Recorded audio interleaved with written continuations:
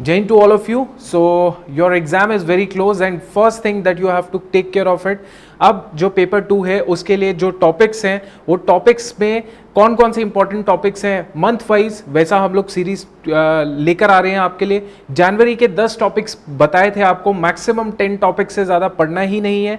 Next 6 महीने के topics आप कर लीजिए, किसी में 10 टॉपिक मिलेंगे, किसी में 8 टॉपिक मिलेंगे, किसी में 9 टॉपिक मिलेंगे। वो टॉपिक्स के बारे में आपने पढ़ना ज़रूर है, आपने पढ़ा हुआ भी होगा, लेकिन देख लेना कि जो जो टॉपिक्स आप पढ़ रहे हो क्या वो रेलिवेंट टॉपिक्स है पेपर 2 के हिसाब से। नाउ द जो टॉप 9 टॉपिक्स हैं फरवरी मंथ के, उसकी हम लोग अभी डिस्कशन कर लेते हैं फटाफट। देखिए स्ट्रैटेजिक चोक पॉइंट्स वो एरियाज होते हैं जहां पे आपका अगर कंट्रोल हो जाता है, strategically they are very important. अगर आपका कंट्रोल हो गया, कंट्रीज का कंट्रोल हो गया, दैट मीन्स वो एक तरीके से उनकी जो वर्ल्ड पावर है, वर्ल्ड डोमिनेंस है, वो बढ़ जाती है कि नहीं। सो द पॉइंट इज कि स्ट्रैटेजिक चोक पॉइंट्स कौन कौन से हैं हमारे लिए ये जानना बहुत इंपॉर्टेंट है। इसके ऊपर डेफिनेटली सिक्योरिटी के ऊपर क्वेश्चन, ये जो सिक्योरिटी थीम है इसके ऊपर क्वेश्चन जरूर पूछा जा सकता है आपके पेपर 2 में। जैसे स्ट्रेट ऑफ हार्मूज, आपको पता होना चाहिए स्ट्रेट ऑफ हार्मूज कहां पे है। ये थोड़ा जैसे पनामा कैनाल हो गया, स्ट्रेट ऑफ बॉस्फोरस हो गया, मलक्का स्ट्रेट हो गया। अब ये जो स्ट्रेट्स है ये आपके पेपर 1 में भी आपका इंपॉर्टेंट है क्योंकि ये सारी स्ट्रेट्स न्यूज के अंदर आती रहती हैं। सो आपने पेपर 1 के लिए तो इंपॉर्टेंट है ही है, करंट से रिलेटेड इंपॉर्टेंट है, ज्योग्राफी से रिलेटेड इंपॉर्टेंट है, लेकिन पेपर 2 में स्ट्रैटेजिक चोक पॉइंट्स के ऊपर क्वेश्चन पूछा जा सकता है। क्यों? क्योंकि देखिए strategic importance of Andaman and Nicobar, this is very important strategic region for our own security, और ये बाकी लोगों के लिए भी बहुत इंपॉर्टेंट रीजन है। तो यहां पे हमारा क्या है, ट्राई सर्विस कमांड है, ठीक है। यहां पे हम लोग बहुत ही ज्यादा अपना होल्ड करके बैठे हुए हैं ताकि जो मलक्का स्ट्रेट है, ये जो अंडमान निकोबार रीजन है, इधर से हम लोग डायरेक्टली एक्सेस मलक्का स्ट्रेट की तरफ ले सकते हैं। सो द पॉइंट इज यहां पे अच्छा कंट्रोल, तो यहां पर भी अच्छा कंट्रोल इंडिया का होगा। आपको ये सारे स्ट्रैटेजिक चोक पॉइंट्स के बारे में थोड़ा थोड़ा पता होना चाहिए और ज्यादा डिटेल्ड और कॉम्प्रिहेंसिव नॉलेज आपको इस रीजन की पता होनी चाहिए। यहाँ पे ट्राई सर्विस मिलिट्री कमांड है, यहाँ पे कैसी इकोनॉमी है, यहाँ पे ट्रेड कैसा है, यहाँ पे क्या सिक्योरिटी के वो लिए जाते हैं, मेजर्स लिए जाते हैं, ये सारी चीज़ें आपको पढ़नी है, ठीक है। ये हो गया आपका पॉइंट नंबर 1, आपका topic number 1। Now the next topic is Indo Maldives. अब देखिए बात बड़ी सिंपल सी है, हमें ये जो इंटरनेशनल रिलेशन है, इंडो बायलैटरल रिलेशन है, इसमें मैंने आपको लास्ट क्लास में एक बार मैंने ऐसे का जब डिस्कशन किया था तो उसमें इंडो यूएस का भी डिस्कशन हुआ था, इंडो नेपाल का भी किया था। मैंने आपको बताया था आपने सारे ये जो इंडो बांग्लादेश, इंडो पाकिस्तान, ये जितने हैं ये नहीं इतने सारे करने हैं, आपने इनकी थीम पढ़ लेनी है, इनके सब टॉपिक्स को किस किस चीज पे आप लिख सकते हो। जैसे इकोनॉमिक एंड कमर्शियल इंपॉर्टेंस के बारे में आप लिख सकते हो, आप capacity building of and training के बारे में 2 कंट्रीज के जब भी बात आती है तो आप इस टॉपिक के ऊपर लिख सकते हो। आप डिफेंस कोऑपरेशन किसके साथ है, यूएस के साथ, नेपाल के साथ, यूके के साथ, डिफेंस कोऑपरेशन के रिलेटेड आप लिख सकते हो।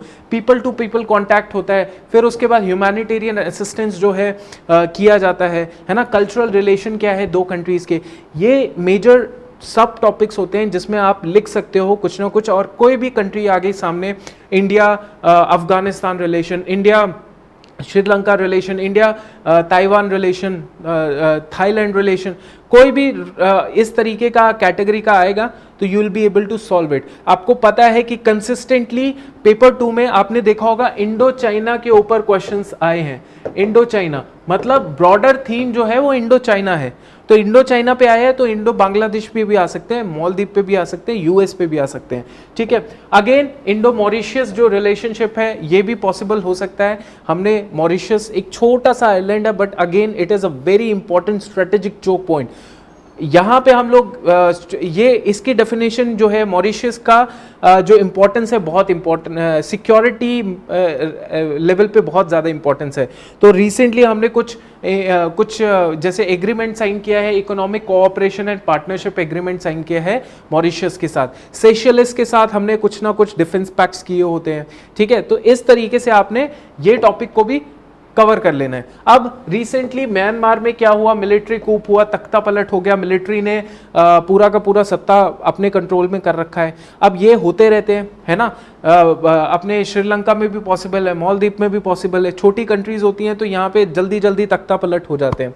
अब इसमें आपने ये ज़रूर करंट में एस्पेक्ट को जोड़ना है, जब भी आपके इंडिया की बात आती है आपको नेबरहुड के बारे में भी पता होना चाहिए, नेबरहुड में क्या चल रहा है। अगर नेबर्स में आग लगी हुई है तो इंडिया भी शांत नहीं बैठ सकता। तो ये भी आपका एक इंपॉर्टेंट टॉपिक हो जाता है पेपर 2 के लिए कि रिसेंटली इस तरीके से पावर जो है वो ग्रैब हो गई है बाय द मिलिट्री जनरल्स के द्वारा। चलो अब इसके बाद हम लोग 5th टॉपिक पढ़ते हैं, digital payment ecosystem. Now this is very very important topic as far as the economics theme is concern. क्यों? आरबीआई ने बेसिकली डायरेक्शन दी है कि आपको जो है डिजिटल पेमेंट जो है आर्किटेक्चर को उसको और स्ट्रेंथन करना है।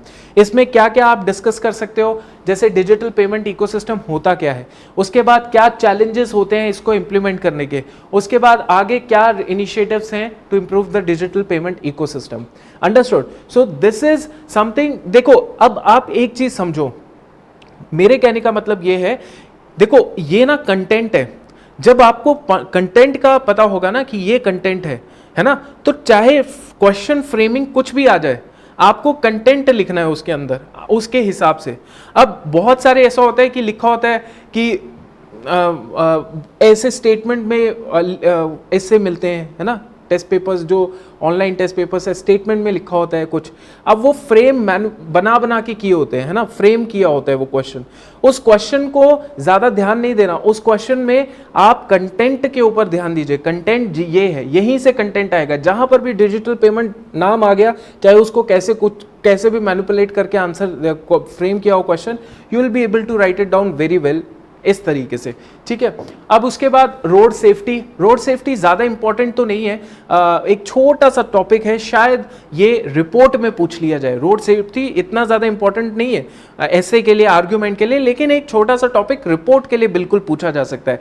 तो you can talk about causes of increasing road accident, है ना, स्टेप्स कौन कौन से लिए जा सकते हैं रोड सेफ्टी के लिए और कौन कौन से सजेशंस हैं रिगार्डिंग दिस, तो ये आप देख सकते हो। उसके अलावा defence modernisation is the most important topic. ये क्यों? क्योंकि हमारा जो 15th फाइनेंस कमीशन है उसने बोला कि एक नॉन लैप्सेबल मॉडर्नाइजेशन फंड जो है वो बनना चाहिए डिफेंस के लिए, ठीक है, जो कि मतलब उसका खत्म ना है, अगर यूज नहीं हो पाया तो उसको खत्म कर दिया जाएगा, नया फंड दोबारा लाया जाएगा, ऐसा नहीं है, नॉन लैप्सेबल होना चाहिए। तो पहली बात है क्या स्टेप्स होने चाहिए, फंड ही क्या है ये, है ना। दूसरी बात चैलेंजेस क्या हो सकते हैं, तो क्वेश्चन क्या फ्रेम कर सकता है एग्जामिनर, कुछ भी कर सकता है कि इंडिया नीड्स डिफेंस मॉडर्नाइजेशन, तब ये बोल दो इंडिया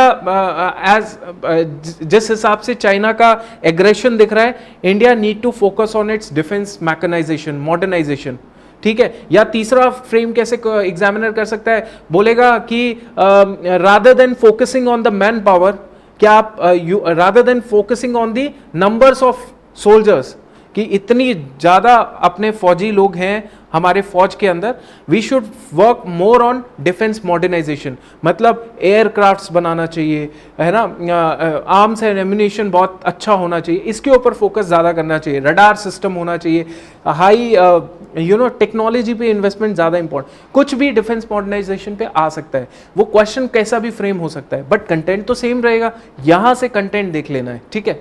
उसके बाद नेक्स्ट इज 2 चाइल्ड पॉलिसी, बहुत ही इंपॉर्टेंट है, न्यूज़ में आ रखी है, मैंने ये शायद एक क्लास में आपको समझाई भी थी 2 चाइल्ड पॉलिसी क्या होती है, ठीक है। तो ये जो 2 चाइल्ड पॉलिसी है, अच्छी है बुरी है देश के लिए, उसका आर्ग्यूमेंट आ सकता है, अगेंस्ट फॉर आ सकता है। तो इसमें क्या है, what are the negative consequences of having the 2 child, what are the positive consequences of having the 2 child policy, तो ये उस हिसाब से आपके लिए इंपॉर्टेंट हो सकती है।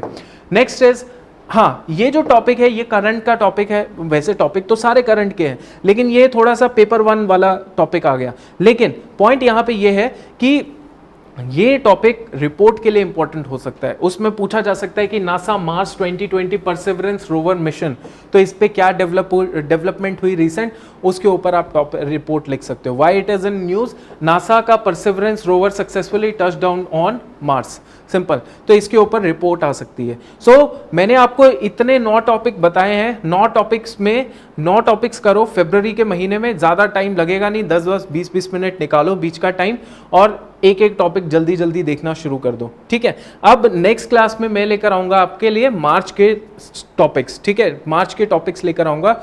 और नेक्स्ट इंपॉर्टेंट चीज जो मुझे आपको बतानी है, हमारा अभिपीडिया डिफेंस करके चैनल है, Abhipedia defence, Abhipedia defence channel है, यूट्यूब चैनल है, यूट्यूब चैनल तो है ही है, लेकिन टेलीग्राम चैनल है हमारा, इंस्टाग्राम है हमारा, फेसबुक आईडी है अभिपीडिया डिफेंस के नाम पे। जो भी कंटेंट, लेटेस्ट नॉलेज, अपडेट, सब कुछ इस चैनल में आपको मिलती है। Number 1 point. नंबर 2 पॉइंट है, आपका मैंने ये चीज़ देखी है कि आप लोग जो हो बहुत सारे लोग, ऑलमोस्ट 99.9% जनता जो है वो साइंस पढ़ती है, और वो साइंस पढ़ती है 9th और 10th की, और 8th की भी पढ़ लेती है ना। बट क्वेश्चन यहाँ से नहीं आते, यहाँ से अगर आएंगे भी ना तो क्वेश्चन की जो स्टेटमेंट्स होगी वो मुश्किल होगी। जो आपको 9th और 10th में अगर 25 क्वेश्चन आते तो उसमें से 10-15 क्वेश्चंस कर पाओगे। What about those 10 extra questions, what about those 20 marks, 20-25 marks. Actually this is where आप अलग हो जाओगे बाकी कंटेंडर से, कॉम्पिटिटर से। So what I am planning to do is, इन मुश्किल से 4-5 क्लासेस, +1 +2 की बहुत ही बेसिक, बहुत ही क्रक्स वाली चीज़ें जो है मैं आपको फटाफट वीडियो की फॉर्म में बता दूंगा। लेकिन ऐसे नहीं बताऊंगा, पहले मुझे आपका इंटरेस्ट चाहिए, मुझे चाहिए कि आप एक्चुअली ईगर हो to learn these things, because it takes time, it takes more efforts to do these things. क्या +1 +2 की जो साइंस के जबरदस्त, मतलब कहां से क्वेश्चन आएंगे, यहीं से आएंगे, वो चीज मैं आपको बताऊं, ताकि आप जो वो 25-30 नंबर एक्स्ट्रा जो लेने वाले होंगे ले जाएंगे। अगर वो चीज पढ़ेंगे, अगर नहीं कर पाए तो 25-30 नंबर, सर आप क्या बात कर रहे हो, यहाँ पे एक नंबर पे जनता 10 खड़ी होती है, एक नंबर पे 10 बंदे खड़े होते हैं और 20 बंदे खड़े होते हैं। तो ये रियलाइज करो कितनी इंपॉर्टेंस है इस साइंस की, +1 +2 की। 9-10 पूरी दुनिया कर रही है, आपको खुद को पता है, ठीक है। सो मुझे आपकी ईगरनेस चाहिए, अगर ईगरनेस है तो कॉमेंट पे करो, इंस्टाग्राम टेलीग्राम ऐड करो, and this is my number WhatsApp number है, व्हाट्सएप नंबर पे मुझे मैसेज कर देना। नेक्स्ट वीक मोस्ट प्रोबेबली मैं वो 4 से 5 वीडियोस लेकर आऊंगा, फटाफट वो आपकी वीडियो से आपकी साइंस कंप्लीट हो जाएगी, लेकिन उसके लिए आपको ईगरनेस दिखानी पड़ेगी। So number is 8,